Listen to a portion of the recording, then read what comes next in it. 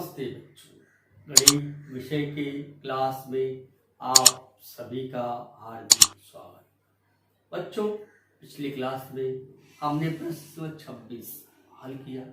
समीकरण क्या होता है उसके बारे में अध्ययन किया। आज की क्लास में उससे आगे का संबंधित समीकरण के बारे में जानकारी प्राप्त करेंगे। समीकरण में कभी कभी किसी संख्या के लिए अक्षर का उपयोग किया जाता है। समीकरण संतुलित रखते हुए उस अक्षर का मान ज्ञात करना होता है। उस अक्षर को हम चर कहते हैं। चर के जिस मान को समीकरण संतुलित होता है उसे उस समीकरण का हल कहते हैं। समीकरण हल करने का क्या अर्थ है? समीकरण हल करने का अर्थ है समीकरण के चर का मान ज्ञात करना, अर्थात उसका समाधान ढूंढना। तो समीकरण का हल, जैसे उस संख्या को हमने क्या कहा, चर। समीकरण का हल ज्ञात करने का अर्थ है समीकरण के चर का मान ज्ञात करना, अर्थात उसका समाधान ढूंढना। तो आइए इस प्रश्न संग्रह में समीकरण का हल या समीकरण कैसे बनता है उसकी जानकारी प्राप्त करेंगे। तो आइए शुरुआत करते हैं। प्रश्न संग्रह 27, सवाल क्रमांक 1। अक्षर का उपयोग करके, यहाँ पे अक्षर का मतलब है कि चर, जिसको अभी हमने कहा था, निम्नलिखित जानकारी लिखिए। किसी संख्या तथा 3 का योग। अब यहाँ पर हमको संख्या की जानकारी नहीं है। संख्या की जगह पर हम क्या करेंगे, किसी अक्षर का उपयोग करेंगे। माना वह संख्या x है। यहां पहले मैं लिखता हूं, माना वह संख्या बराबर x। तो यहां पर x क्या है, चर है। उस संख्या का उपयोग करना है और 3 का योग, केवल यहां पर हमको समीकरण बनाना है। यहां पर हमने लिखेंगे x धन 3। प्रश्न कह रहा है किसी संख्या, माना वह संख्या क्या है x, तथा 3 का योग धन 3, यानी x धन 3। यहां पर हमारा जो पहला जो समीकरण है, किसी संख्या तथा 3 का योग यानी x धन 3 बनेगा। इसको हम कहेंगे हल। दूसरा देखिए, किसी संख्या में 11 घटाने पर प्राप्त होने वाला शेष। अब वो संख्या हमने क्या कहा है, x। माना वह संख्या x, माना वह संख्या x है। अब इसमें से 11 घटाने पर, अर्थात x में 11 घटाने पर, x माइनस 11, किसी संख्या में से 11 घटाने पर प्राप्त होने वाला शेष। यहाँ पे प्राप्त होने वाला शेष के बारे में जानकारी नहीं दी गई है, यानी x में से 11 घटाना है। यहाँ पे हम क्या लिखेंगे, x माइनस 11। अगला प्रश्न देखिए, 15 और किसी संख्या का गुणनफल।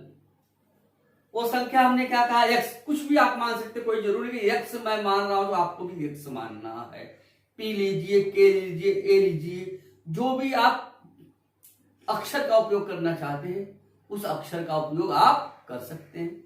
आइए अगला प्रश्न, माना वह संख्या x। यहाँ पे मैं जगह कम है, फिर से लिख देता हूँ, इस प्रश्न मिटा देता हूँ। तीसरा प्रश्न लिखिए, माना वह संख्या x है।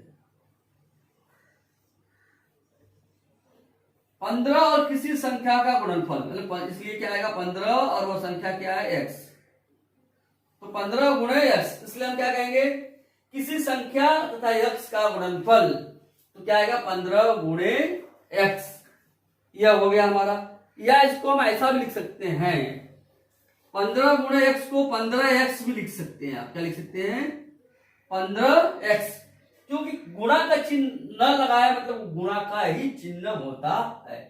इस तरह से अगला सवाल हम देखते हैं। चौथा सवाल क्या है हमारा,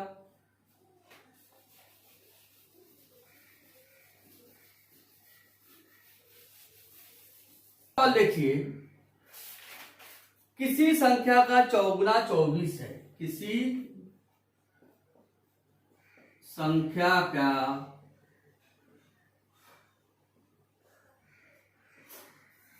चौगुना 24 है। अब यहां पर हम देखिए कैसे हल करते हैं। माना वह संख्या x, उसका 4 गुना 24। तो हल देखिए, माना वह संख्या x है, x का चौगुना यानी x का 4 गुना करेंगे, x गुणे 4 बराबर 24। तो ये हमारा समीकरण बनेगा इस तरह से, या x गुणे 4 को हम क्या लिख सकते हैं, 4x भी लिख सकते हैं। x गुणे 4 को हम क्या लिखेंगे, 4x बराबर 24। ये हमारा संतुलित समीकरण बनेगा। तो अक्षर का उपयोग करके हमने ये जो पहला प्रश्न है उसके 4 प्रश्नों को हल किया। आइए अगला प्रश्न, उसको हम किस तरह से हल करते हैं उसका भी अध्ययन करेंगे। बच्चों, प्रश्न क्रमांक 2 देखिए, निम्नलिखित समीकरणों को हल ज्ञात करने के लिए समीकरण के दोनों पक्ष पर कौन सी संक्रियाएं करनी होगी। अब यहां पे हमको समीकरण लिखा हुआ है x धन 9 बराबर 11। अब x धन 9 बराबर 11 दिया है। अब इसको हल ज्ञात करना है, मतलब x चर का मान ज्ञात करना है। चर का मान ज्ञात करने के लिए समीकरण के दोनों पक्षों पर कौन सी क्रिया करनी है। यहां पर हम देखते हैं जो चरांक है उसके बाद में यहाँ पर क्या चिन्ह का उपयोग किया गया है बच्चों, धन का उपयोग किया गया है। इसमें चरांक के बाद कौन से चिन्ह का उपयोग किया गया है, ऋण का। यहाँ पे चरांक के पहले देख लीजिए क्या दोनों के बीच में कौन से चिन्ह का उपयोग किया, कुछ नहीं, मतलब गुणा का चिन्ह है।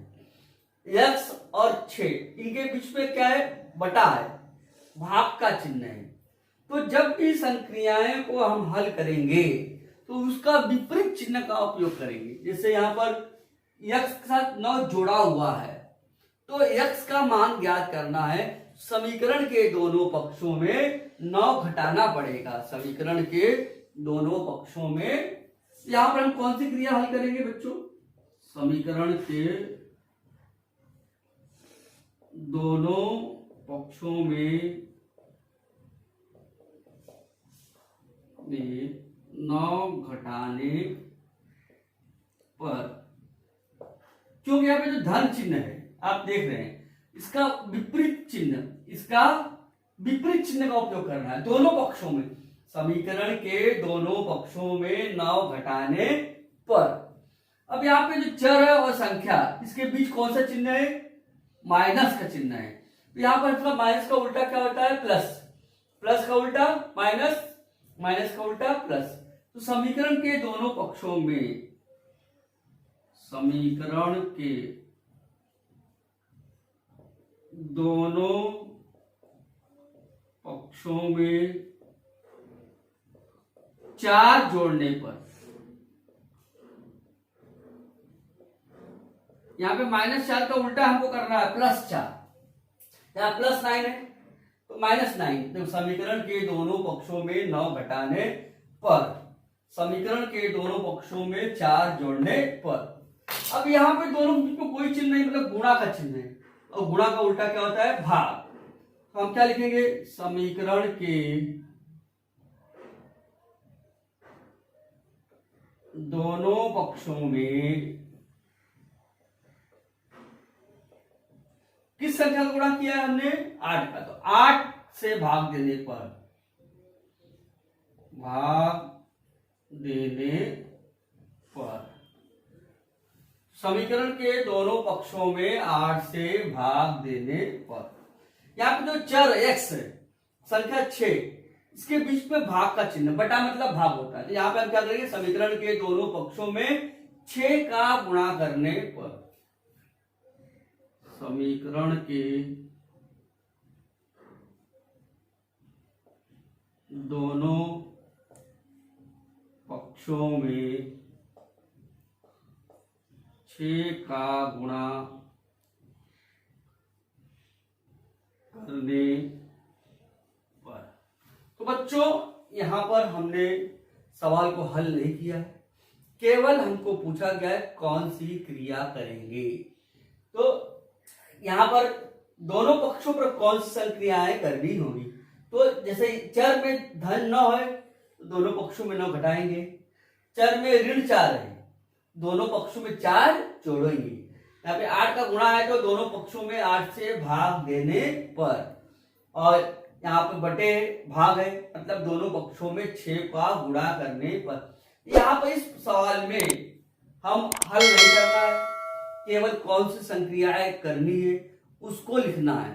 इस तरह से बच्चों हमारा प्रश्न क्रमांक 2 समाप्त हुआ है और प्रश्न क्रमांक 3 हल करेंगे। आइए प्रश्न क्रमांक 3 देखते हैं।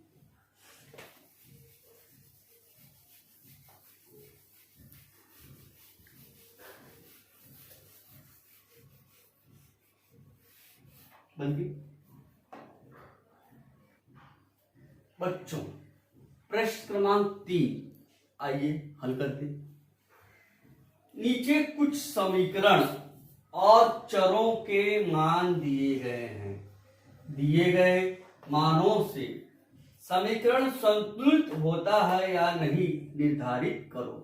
मतलब जो संतुलित करना है हमको, जो मान दिया गया है, क्या वह मान डालने पर वह समीकरण संतुलित होता है या नहीं। समीकरण दिया है y ऋण 3 बराबर 11 और यहाँ पर y का मान कितना दिया है 3। आप यहाँ देखिए बायां पक्ष और दायां पक्ष, बाएं पक्ष में अगर y का जगह पे 3 रखिए, यहाँ पे मान क्या दिया गया है y का मान 3, यहाँ पर हम 3 रखते हैं, 3 ऋण 3 में से 3 का क्या आएगा बच्चों 0 आएगा, यहाँ पे क्या लिखा हुआ है 11, मतलब गलत है, समीकरण संतुलित है नहीं, तो समीकरण संतुलित नहीं है। यहां हम लिखेंगे समीकरण संतुलित नहीं है। क्यों नहीं है? क्योंकि बाएं पक्ष में y के जगह पे हमने 3 रखा, 3 ऋण 3, यहाँ पे संक्रिया क्या हो रही है 3 में से 3 जाने पे 0 आ रहा है, लेकिन यहाँ पे हल क्या लिखा है बच्चों 11, ये गलत है, इसलिए संतुलित नहीं। अगला सवाल देखिए 17 बराबर n धन 7, बाया पक्ष में क्या दिया है 17 और दाया पक्ष में n धन 7, यहाँ पे चर n है और n का मान कितना है 10, 10 धन 7, 10 धन 7 बच्चों कितना होता है 17, तो यहाँ भी 17 आ रहा है और यहाँ भी 17, दोनों पक्ष संतुलित है। जब समीकरण के दोनों पक्ष बराबर होते हैं तब हम उससे कहते हैं संतुलित समीकरण। यह क्या है संतुलित समीकरण है, संतुलित समीकरण है। क्यों हमने कहा कि बायां पक्ष और दायां पक्ष दोनों समान होते हैं। यहां पर हमने 10 रखा, 10 धन 7 17।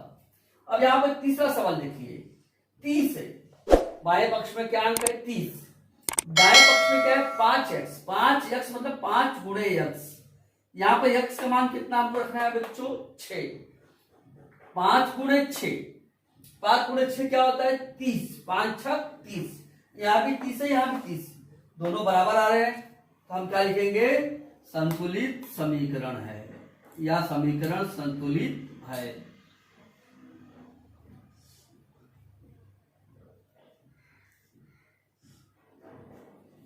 तीसरा भी हमारा संतुलित समीकरण है।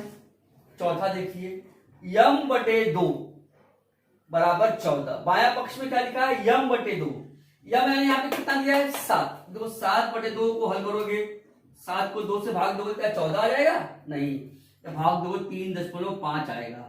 अरे दोनों बराबर होगा क्या? नहीं, तो समीकरण संतुलित नहीं है, क्योंकि चर का मान डालने पर दोनों पक्ष बराबर आना चाहिए।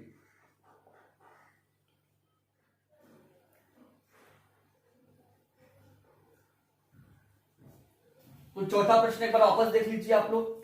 m/2 बाएं पक्ष को हल करोगे तो क्या आएगा? चर का मान कितना है? 7/2, 7 को 2 से भाग दो, दशमलव में आएगा 3.5, और यहाँ पे उत्तर हमको क्या दिया है? 14।